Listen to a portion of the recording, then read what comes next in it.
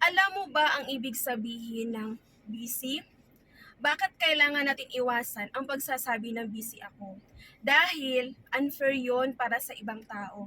Bakit unfair? Kasi lahat naman tayo ay mayroong 24 hours sa loob ng isang araw. Hello, ikaw na palaging busy.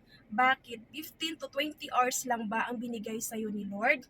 Siyempre hindi ka papayag ng ganun, di ba? Palitan natin ng salitang busy na mas akmang salita. Halimbawa, mayroong nag-invite sa'yo sa isang occasion o event. Alam mo na hindi kakayanin ng schedule mo na maka-attend.